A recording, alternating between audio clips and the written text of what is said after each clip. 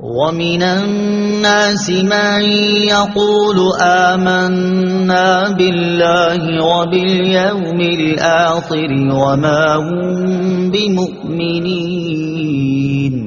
ترجمہ: اور کچھ لوگ کہتے ہیں کہ ہم اللہ پر اور آخرت کے دن پر ایمان لے آئے ہیں، حالانکہ وہ ایمان والے نہیں ہیں۔ وَمِنَ النَّاسِ مَن يَقُولُ، اور کچھ لوگ کہتے ہیں۔ تفسیر صراط الجنان میں ہے، اس سے پہلی آیات میں مخلص ایمان والوں کا ذکر کیا گیا جن کا ظاہر و باطن درست اور سلامت تھا، پھر ان کافروں کا ذکر کیا گیا جو سرکشی اور انات پر قائم تھے، اور اب یہاں سے لے کر آیت نمبر 20 تک منافقوں کا حال بیان کیا جا رہا ہے جو کہ اندرون خانہ کافر تھے اور اپنے آپ کو مسلمان ظاہر کرتے تھے۔ اس آیت کا خلاصہ یہ ہے، کچھ لوگ اپنی زبانوں سے اس طرح کہتے ہیں کہ ہم اللہ تعالی پر اور آخرت کے دن پر ایمان لے آئے ہیں، حالانکہ وہ ایمان لانے والے نہیں ہیں، کیونکہ ان کا ظاہر ان کے باطن کے خلاف ہے، بلکہ حقیقت یہ ہے کہ وہ منافق ہیں۔ اس آیت سے چند باتیں معلوم ہوئیں۔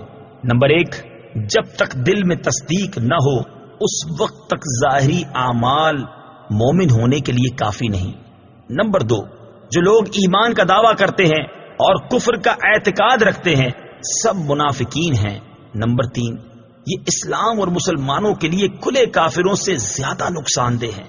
وَمِنَ النَّاسِ، اور کچھ لوگ، تفسیر صراط الجنان میں ہے، منافقوں کو کچھ لوگ کہنے میں اس بات کی طرف اشارہ ہے کہ یہ گروہ بہتر صفات اور انسانی کمالات سے ایسا عاری ہے کہ اس کا ذکر کسی وصف و خوبی کے ساتھ نہیں کیا جاتا، بلکہ یوں کہا جاتا ہے کہ کچھ لوگ ہیں۔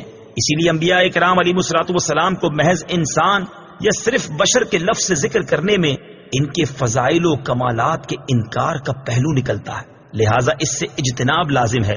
اگر آپ قرآن پاک مطالعہ کریں تو معلوم ہوگا کہ انبیاء کرام علیہ الصلوۃ والسلام کو صرف بشر کے لفظ سے ذکر کرنا کفار کا طریقہ ہے، جبکہ مسلمان انبیاء کرام علیہ الصلوۃ والسلام کا تذکرہ عظمت و شان سے کرتے ہیں۔